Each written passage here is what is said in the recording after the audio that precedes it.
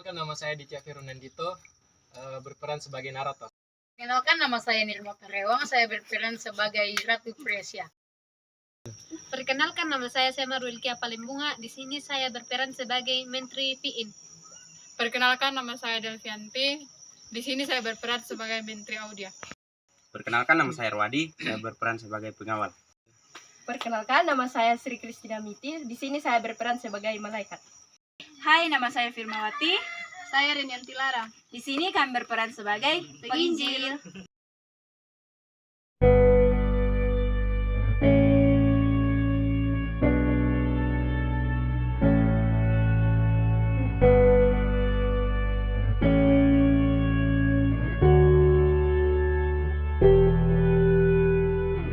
Ada semua negara, dan negara tersebut belum sama sekali terjamah oleh Injil, dan masih di bawah pemerintahan otoriter yang dipimpin oleh Ratu Teresia dan menteri-menteri serta pengawal untuk Malika.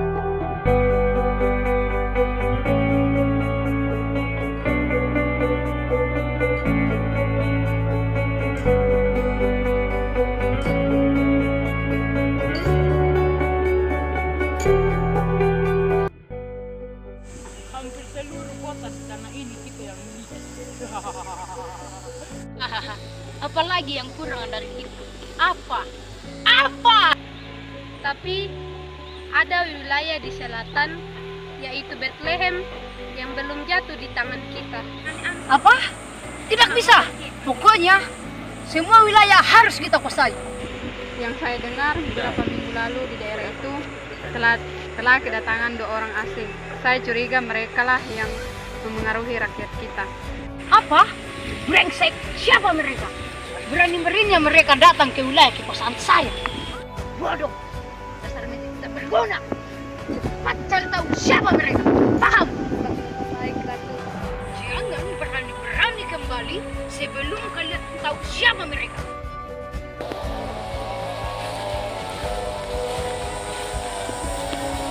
Ini Ratu. Hei, minuman apa ini? Bodoh. Bikinkan saya yang baru. Baik, Ratu. Cek. Hei, kamu, Joko. Kalian berdua, laksanakan tugas kalian. Setelah menempuh perjalanan selama 1 minggu, akhirnya kedua menteri tersebut tiba di daerah itu. Tetapi sesampainya di sana, mereka kebingungan mencari informasi tentang kedua orang tersebut. Kira-kira di mana 2 orang brengsek itu berada? Ya, di mana mereka? Mengapa mereka sulit ditemukan? Ilmu apa yang mereka gunakan sehingga mereka sulit dilacak? Sialan. Sementara kedua menteri itu mencari informasi tentang 2 orang penginjil itu, di salah satu tempat di wilayah itu ternyata kedua orang yang mereka cari sedang menginjil. Saudara-saudara, sesungguhnya kerajaan Allah sudah dekat. Maka dari itu bertobat. Sementara itu, kedua menteri tersebut terus mencari dari kejauhan, dan mereka melihat kerumunan orang banyak tersebut. Lalu, mereka pun pergi ke kerumunan orang banyak itu. Ayo kita pergi. Oh, ternyata di sini tempat mereka menyampaikan ajaran sesat. Dasar nabi palsu, kalian tidak lebih dari sekumpulan sampah. Minta maaf, kami datang dengan siapa yang telah Berani-beraninya kami ya. Kalian tidak tahu siapa kami. Kami adalah Menteri Ratu Presia yang berkuasa di negeri ini. Oh, maksud kami datang ke sini untuk menginjil. Kami telah mendapat penglihatan dari Allah bahwa negara ini telah Wih, dikuasai. sandinya ganti. Kalian datang ke negara ini untuk menghina negara yang dipimpin Ratu Tresia. Pemerintahan Ratu Tresia adalah yang terbaik di ini. Tapi Diam kau. Jangan mendengar kami. semoga Tuhan menghakimi kalian, saudara-saudara. Akhirnya, kedua penginjil tersebut menyembunyikan diri di suatu tempat, namun tidak keluar dari wilayah tersebut, karena mereka telah mendapatkan penglihatan dari Allah untuk menyelamatkan iman orang-orang di wilayah tersebut. Mereka menuju ke suatu tempat dan bergumul di sana. Tuhan, sadarkanlah saudara-saudara kami karena mereka tidak tahu apa yang mereka berbuat. Berikanlah kami kesabaran dalam melindungi Injil. Biarlah kehendak-Mu yang jadi bukan kehendak kami. Amin. Tiba-tiba terdengar suara yang merupakan suara Tuhan. Hai anak-anakku, janganlah kamu takut dan putus asa, sebab aku menyertai engkau. Suara itu pun hilang. Saudaraku, itu kan suara Tuhan. Ya benar, kau tahu itu suara Tuhan. Seperti yang telah difirmankan, kita tidak boleh putus asa dan menyerah. Kita harus berhasil menyadarkan mereka, apalagi pemerintahan Ratu Teresia. Tapi bagaimana kita melakukannya? Sementara menteri-menteri di luar sana masih terus mencari kita. Kalaupun mereka tetap mendapati kita, kita harus menghadapinya, tentunya dengan kesabaran. Siapa tahu mereka bisa luluh dengan kata-kata kita. Baiklah, saudara. Sesuai rencana, kedua penginjil tersebut melakukan penginjilan di tempat yang bersifat tersembunyi. Dan sementara itu, kedua menteri Ratu Teresia terus mencari mereka. Gimana lagi kita harus mencari mereka? Apakah mereka masih ada di kota ini? Bukankah kita telah mengusir mereka? Ya benar, berarti karena mereka takut, mereka lari. Hahaha. Dasar pecundang, apakah hanya begitu saja kemampuan mereka? Baru ditakuti, mereka langsung menyerah dan pergi. Ya, sekarang kita kembali dan memberitahukan hal ini kepada rakyat. Kedua menteri itu pun kembali ke istana, karena menurut mereka kedua penginjil itu sudah pergi dan takkan kembali. Namun, tanpa sepengetahuan mereka, kedua penginjil tersebut masih berada di wilayah tersebut dan terus menginjil. Sementara itu, di kerajaan, Pengawal! Ya Ratu, Sudah 1 minggu kedua menteri itu pergi, dan mengapa mereka sampai saat ini belum kembali-kembali? Apakah kamu tahu mengapa? mohon maaf Ratu, saya tidak tahu. Dasar bodoh! Kamu ada di sini untuk saya minta pendapat. Sekarang saya tanya lagi sekali lagi sama kamu. Kemana kedua menteri itu pergi? Mohon maaf Ratu, bagaimana jika kita menunggu 2 hari lagi? Jika mereka belum kembali, saya akan menyusul mereka. Bagus juga idemu.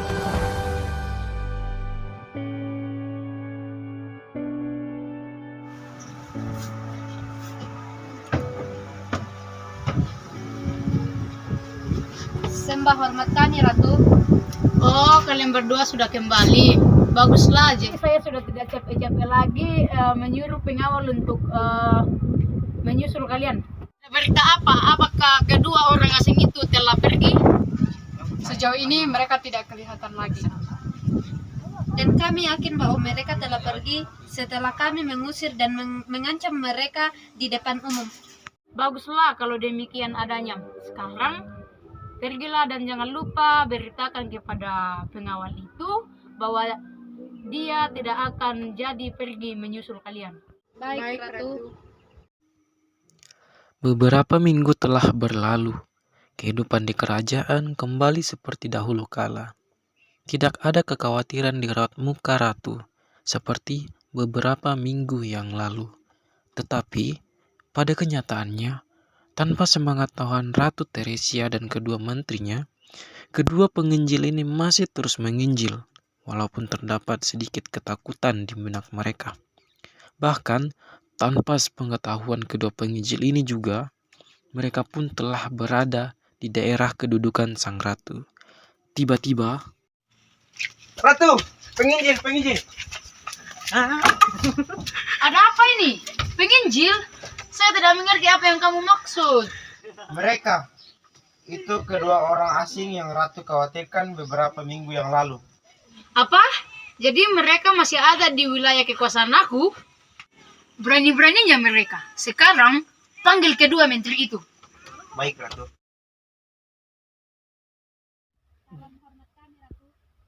Apa-apaan kalian ini? Dasar menteri bodoh. Kerja kalian tidak pernah becus. Apa yang Ratu maksudkan kami tidak mengerti. Apa? Kalian tidak tahu kesalahan kalian? Pengawal, apakah kamu tidak memberitahukan kepada mereka? Maaf, Ratu. Aku hanya menjalankan sesuai dengan yang kau perintahkan. Sekarang beritahu kepada mereka apa yang kamu lihat. Begini, seperti yang telah kalian katakan bahwa kedua penginjil itu telah pergi. Tapi kenyataannya, aku telah melihat kedua penginjil itu berada di kota ini dan mereka sedang menginjil. Mohon maaf Ratu, kami kira mereka telah pergi. Baiklah, kali ini aku ampuni kalian. Sekarang kalian pergi cari kedua penginjil itu lalu bawa mereka ke hadapan saya. Kalau mereka tidak mau, kalian pakai dengan cara kekerasan. Mengerti? Mengerti, Ratu.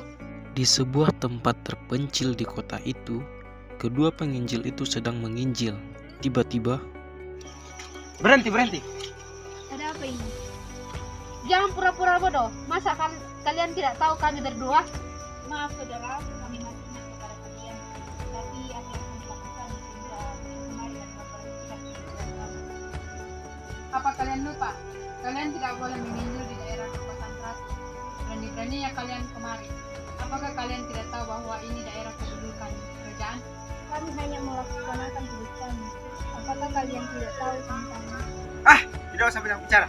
Sekarang juga kalian ikut kami menghadap Ratu Tresia. Tapi kami harus menginjil. Jadi kalian tidak mau? Kami akan pakai kekerasan. Ayo ikut kami. Tapi kami belum bisa. Apa? Hei, apa yang kamu lakukan? Oh, rupanya ada yang membela. saat itu terjadi sebuah pemukulan oleh pengawal dan kedua menteri Ratu Teresia kepada kedua penginjil tersebut. Namun, kedua penginjil itu tidak membalas, tetapi mereka juga tidak mau meninggalkan penginjilan mereka. Hingga akhirnya, kedua penginjil itu pun tidak berdaya, dan dibawanya lah kedua penginjil itu menghadap sang ratu.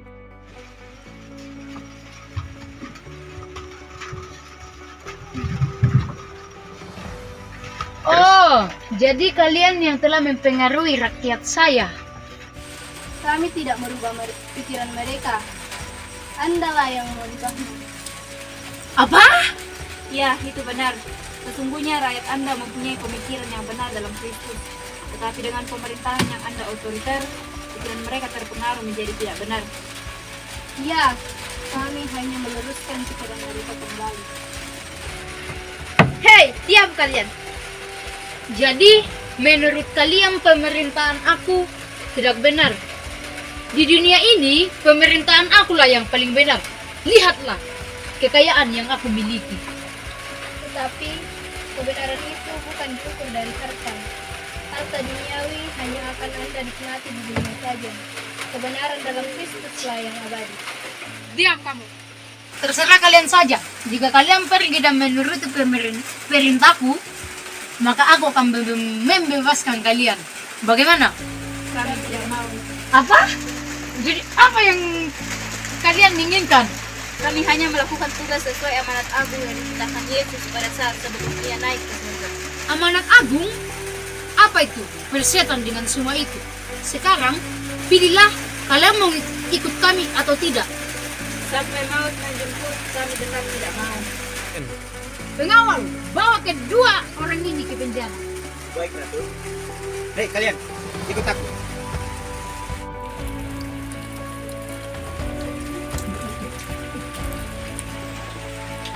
Kedua penginjil itu pun dipenjara. Tibalah waktu pada malam hari. Ketika sang ratu tertidur, datanglah seorang sosok berkain putih yang merupakan malaikat Tuhan ke dalam mimpinya.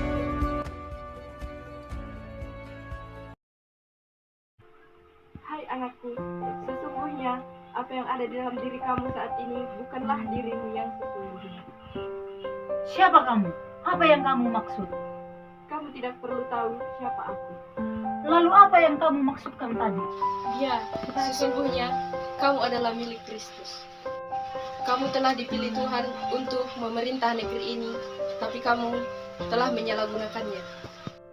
Lalu jika demikian, mengapa aku tetap berada dalam kejayaan? Mengapa aku tidak terpuruk dalam kemiskinan? Aku selalu berhasil dengan apa yang aku miliki. Itu hanya bersifat sesaat anakku. Tuhan masih membiarkan menikmati kejayaanmu. Apakah benar demikian? Itu hanya bersifat sesaat anakku. Tuhan masih membiarkan menikmati kejayaanmu. Apakah benar demikian? Ya anakku, jika kamu hidup berada di bawah kehidupan iblis, yaitu kehidupan yang seperti sekarang, maka kamu akan kehilangan segalanya. Lalu apa yang harus aku lakukan? Aku tidak tahu apa-apa. Aku harus belajar Kepada siapa? Belajarlah dari kedua penginjil yang engkau penjarakan itu. Apakah mereka mau? Untuk itulah mereka berada di daerah kekuasaanmu. Mereka akan senantiasa membimbingmu. Tiba-tiba sosok itu hilang dan sadarlah sang ratu dari mimpinya. Saat itu, waktu telah menunjukkan pagi hari. Teringatlah ia akan mimpinya. Lalu panggilnyalah kedua menteri dan pengawalnya. Kedua menteri dan pengawalnya itu pun datang dan ia menceritakan mimpinya. Setelah itu, Mohon maaf Ratu, saya pikir itu memang merupakan perintah yang harus Ratu dengarkan. Ya, sebenarnya saya juga sudah dirasa ada yang ganjil dengan kehidupan kita yang demikian Prabu. Lalu, apa yang akan kita lakukan sekarang? Sekarang pergilah, lalu lepaskan kedua penginjil itu. Baik, Ratu.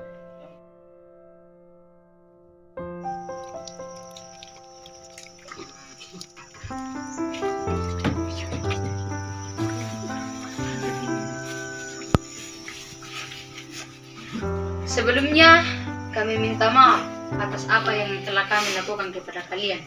Apakah kalian mau memaafkan kami? Ya, tentu saja, karena itu merupakan tugas kami untuk saling memaafkan. Kami sadar bahwa pemerintahan ini telah berada di dalam jalan yang salah, bukan pada kebenaran seperti yang telah kalian katakan. Untuk itu, kami menyesali perbuatan kami selama ini. Kami mau bertobat. Apakah kalian mau membantu kami? Apakah kalian bersungguh-sungguh? Ya, kami sungguh-sungguh. Ya, baiklah, kami akan membantu kalian. akhirnya mereka pun bertobat dan kembali ke jalan yang benar, yaitu di dalam Kristus. Ratu Tersia pun menjalankan pemerintahannya dengan adil dan bijaksana. Dan tentunya dalam kebenaran Kristus, itulah pertobatan yang sejati.